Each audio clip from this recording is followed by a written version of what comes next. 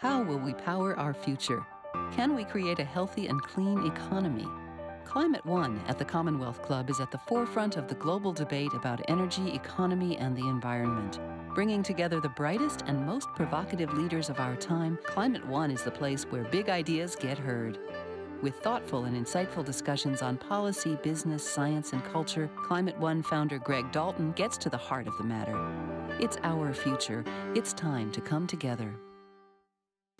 10 years ago, we passed a law that I think is the most powerful environmental law, period.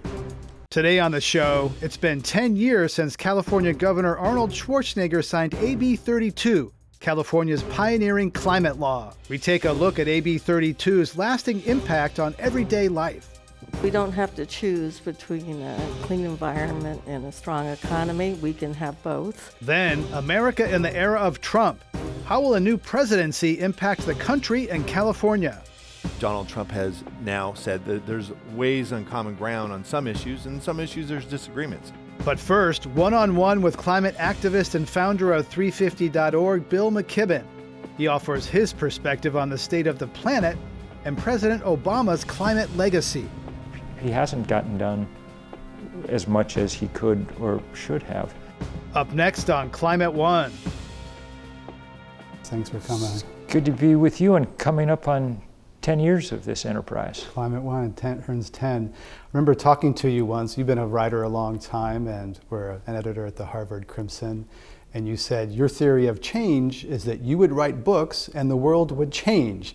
How did that work out? That was my theory when I was 27. And I wrote, the first book about climate change, and in fact it actually got read. I have no complaints. It's in, I think, 24 languages and was a bestseller all over the place, but that's not, as it turns out, how change actually happens. I spent the first 10 years, that came out in 1989, and I bet I spent the next 10 years under the misimpression that we were engaged in an argument about climate change, and that hence more books, more articles, more speeches, more symposiums, would eventually, we would have won the argument and our leaders would then act.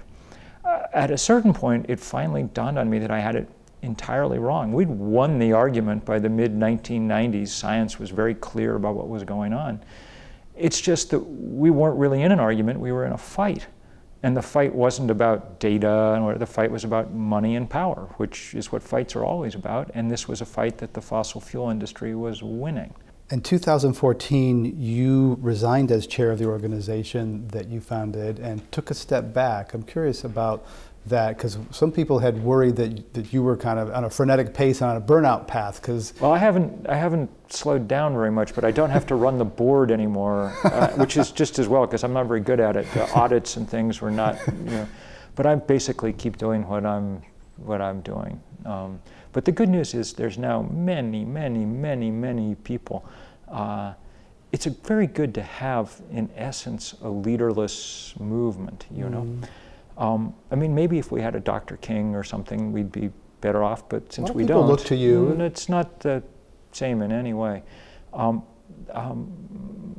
think my most useful work now is holding up the work of other people, helping to identify and illuminate people doing good work all over the place. There are days when the most useful thing I do is just use the somewhat massive Twitter feed I have to point to good things that people are doing elsewhere. Climate can be depressing. If you look at the facts, you know the facts as well as anyone. It's dark. So how do you prevent getting depressed or burn out? Because climate fatigue is something that's very real. I don't always. I mean, I think it's probably a mistake to struggle against being depressed by it. I mean, it's legitimately, there's good reason to be. But it's cathartic and useful to be engaged in the fight. What's depressing is merely to be looking at it coming at you and not having some effective way to fight back. So I've found it less depressing to be in there taking some good swings.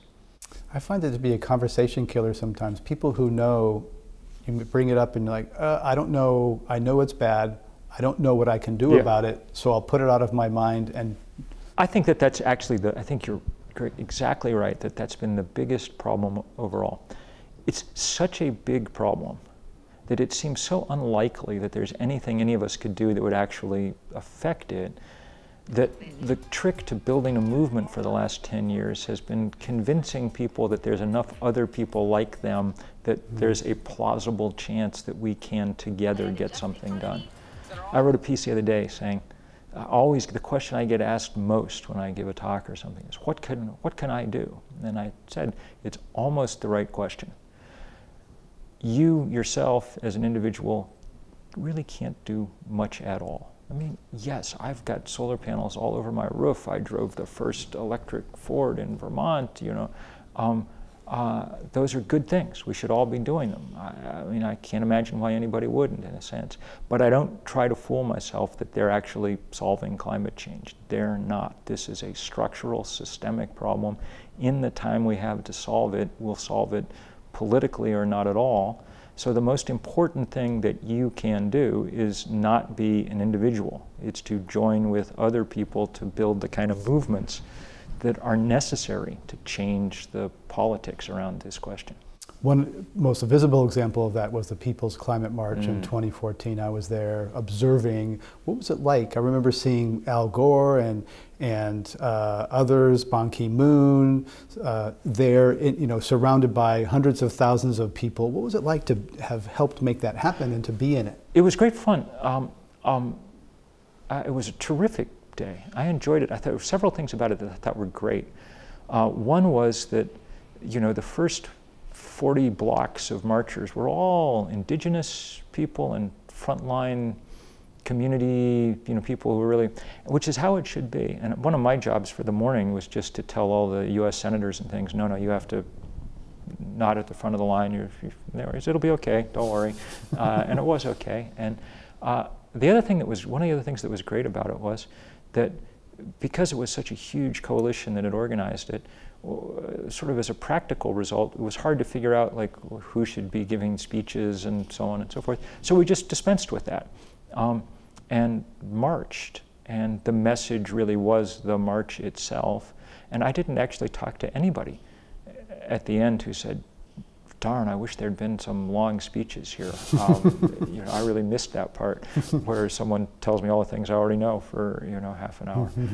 It was a really great day. Yeah, there were nurses and all sorts of faith communities, students, you know, just every, and scientists. That was one of my favorite contingents, was a bunch of scientists in white lab coats with a blackboard on wheels coming down 6th Avenue, writing equations on the blackboard and things. It was great. President Obama is trying to make climate a legacy issue. He was criticized early on for not advancing climate when he had a Democratic Congress, when he could have. Have you talked to him? How does he? No, I've never talked to him, and I have a feeling he's not eager to. You got arrested in front of his house. We led the largest demonstrations outside the White House in the course of his administration. So, you know, though I worked to elect him,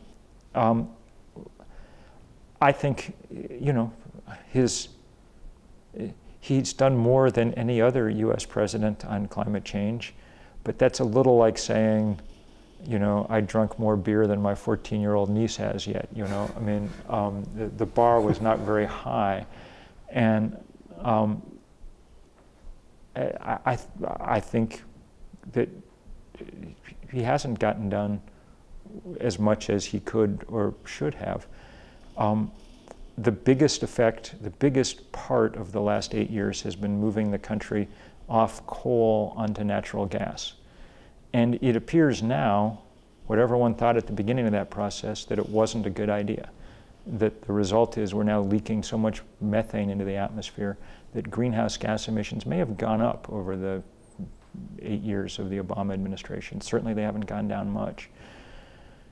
That was because that was the easier thing to do than take us from coal to renewable energy. That's what we actually have to do. Last question is, you've said that you're under surveillance by right-wing stalkers. Tell us. I actually, it wasn't me who said it, it was them. They called a press conference or something, did an article in Politico in the late spring, and it said that they decided that myself and I guess Tom Steyer, your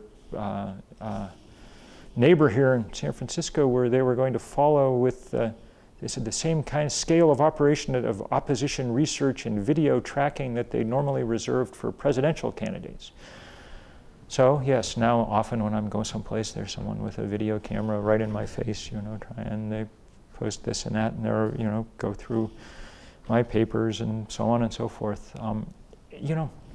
It's annoying. Got to shred your trash before you put it out. It's annoying and sad, but what's really ridiculous about it, I guess, the thing that sort of gets me about it in the end is, it's just one more effort to avoid having the conversation that we've got to have as a society about the biggest problem that we've ever faced.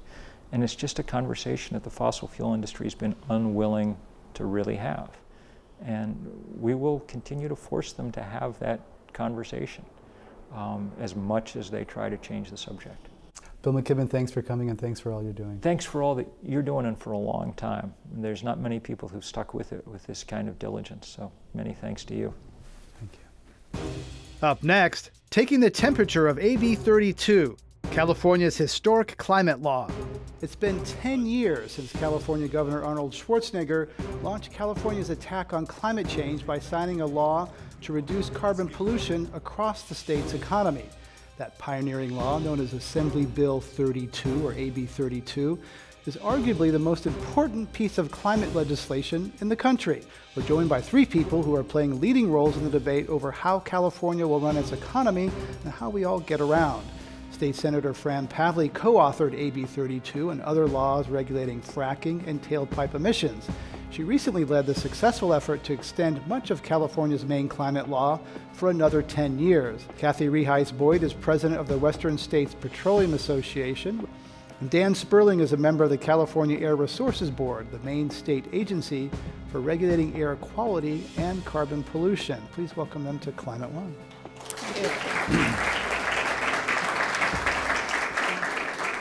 Senator Pavley, this is your baby, but AB 32, 10 years in, what's the scorecard? Well, as a former teacher, I suppose I would give it an A-, but with a lot more work to be done, obviously, because this is going to take decades to get this right.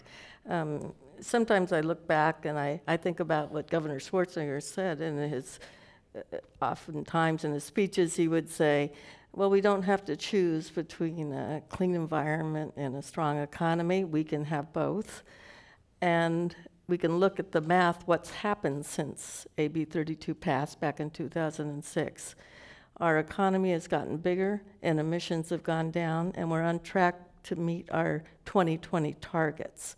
And some of the very popular programs that I know the public's been increasingly aware of and very supportive of are issues such as energy efficiency in buildings and appliances, where you save money on utility bill, plus reduce greenhouse gas emissions. We've done tremendous good work on cars. Dan will talk about that, but we're seeing greater fuel efficiency in cars. In fact, everyone's benefiting from greater fuel efficiency of cars, and it's now a national policy. It started as a state policy, so we're not going it alone on all these policies. Dan Sperling, she gives it an A-. Has it really helped or hurt the economy, or is it a mixed bag? So there's some pieces of it that have been here a little longer, like the vehicle standards. But most of it, cap and trade, low carbon fuel standard, they're just barely getting started. And perhaps the other one that's had an effect is the renewable portfolio standard requiring renewable energy for the electric utilities. But for the most part, we're just getting started. And I think the bigger question is, we have to do a lot. We have to do something. The science is overwhelming that climate change is a huge risk to the Earth, to California. And the question is, how do we move forward aggressively there?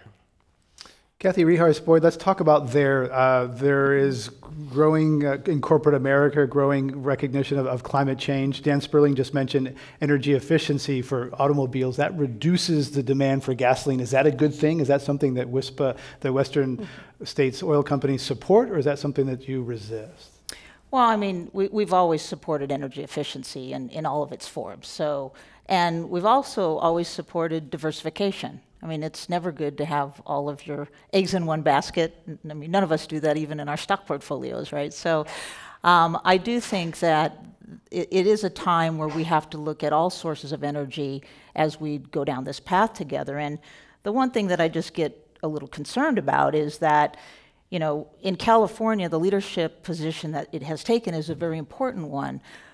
But we have to remember we're still only less than 1% of the, you know, of the greenhouse gas emissions in the world. So what we do matters from a leadership standpoint, but we have to make sure that we don't take such economic burden on ourselves that all we do is put our state at a competitive disadvantage unless other people are going to follow us. So it gets really important that whatever signals we're sending to the rest of the world, and we can lead, but if we have to have people follow us, because this is a global pollutant, right? It does matter where emissions come from and how we address it collectively in the globe. It's a planet issue. Senator Padley, when this was first envisioned 10 years ago, there were a number of Western states that were going to join California, and kind of the idea is that California can't price itself out, otherwise businesses will go to Nevada or Oregon, Utah, lower cost states. A lot of those states rolled off after elections. They're no longer standing with California. Isn't it real that there is a risk that California can put itself at an economic disadvantage by pricing energy too high? Well, we always have to be careful, and we always look at any kind of leakage. That means, in simple terms, there's no point in having a carbon polluting industry just move across state lines for whatever reason, because it still affects the planet. But what's really been happening here, sort of behind the scenes, even though what you said was correct, is states are working together. For example, Oregon and Washington and British Columbia have joined us with putting in EV infrastructure for electric cars throughout our state. I just got back from Mexico City. Amazing. The National Senate down there just unanimously passed the Paris Accord Agreement. The President of Mexico, who I met with for over an hour at the National Palace, he and the President of the United States and the Prime Minister of Canada have all agreed to adopt California's now the national standard of more fuel-efficient cars. Those will all be across all three countries. Governor Brown has been very involved in other states. We call them subnational states, provinces, others all adopting similar policies. There's an amazing amount of things going on. I believe over 40 states now have renewable portfolio standards.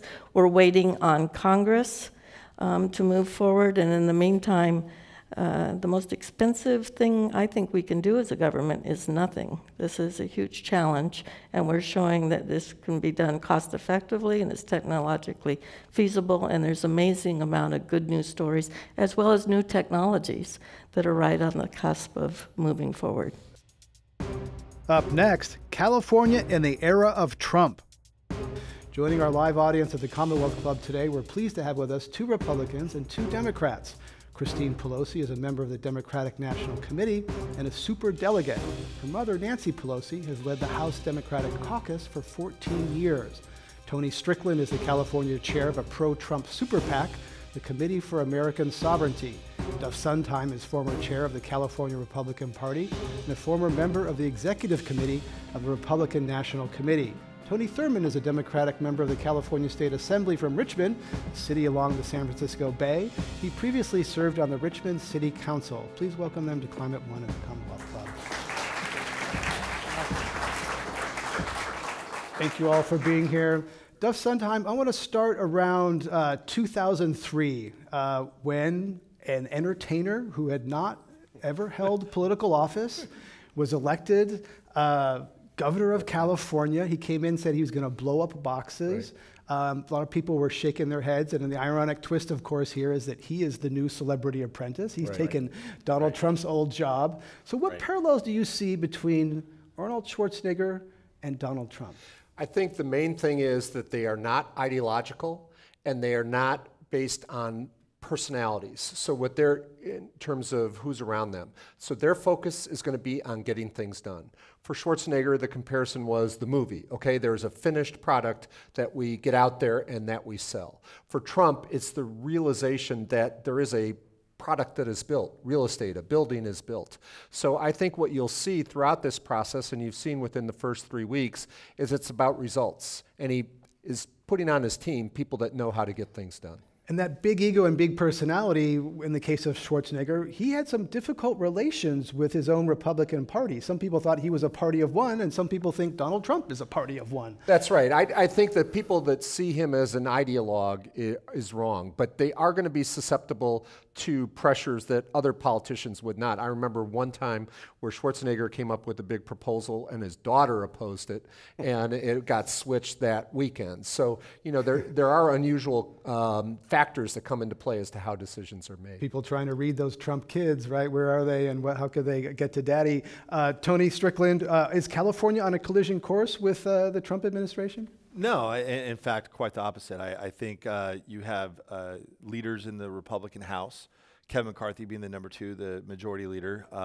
Jeff Denham is in line to be the transportation infrastructure chair, which Donald Trump has now said that there's ways on common ground on some issues, and some issues there's disagreements. That's what happens in the legislative body. But I think Donald Trump's investment in infrastructure, I think is going to be very important, that hopefully on those issues that Republicans and Democrats from California can come together on some of those issues to bring some of those dollars back here to California. But a lot of the brand name Democrats, from Elizabeth Warren to Chuck Schumer, et cetera, they're all in their 70s. Now, age discrimination is illegal in this country, but a lot of them are much more senior, and there's a question whether they're representing the millennials and the younger people. Is that fair? Well, I think that age is but a number. Look at Bernie Sanders. He's 75 years old, and he was the darling of the millennials and remains to be. So I think I look at Ruth Bader Ginsburg, where people are wearing her notorious RBG T-shirts and you know, waving coffee mugs. So I think we have to be careful when we talk about there's a difference between being old and being stale. So the California Democratic Party, used to be the executive director, the senior caucus head used to have a slogan, if you're lucky, you'll get old too. So I think we have to be, I think we want to be mindful of bringing all of the voices together, particularly when the first order of business of the new administration is supposedly to repeal Obamacare, throw 20 million Americans off health care, and to voucherize Medicare, which will deeply affect seniors. So if we start to say we can only put young faces out there, that may also say to America's seniors, we don't care about you. So I think you need to have a balance in age, a balance in ideology, a balance in race and gender, and in every way, so that you are a legitimate, authentic national party.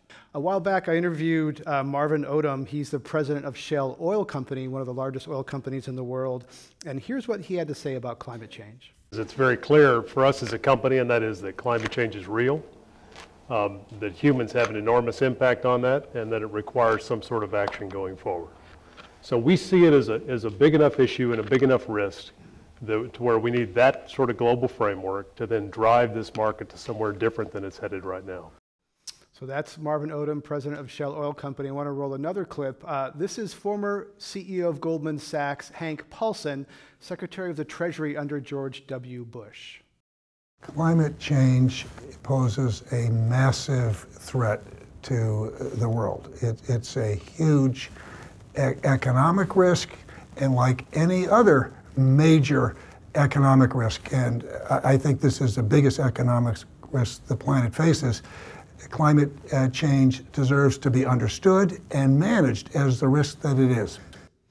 Duf Sundheim, that's the former CEO of Goldman Sachs, head of an oil company, saying things that very few Republicans will say in America right now. Why is the Republican Party out of step with pillars of its support, Wall Street and energy companies?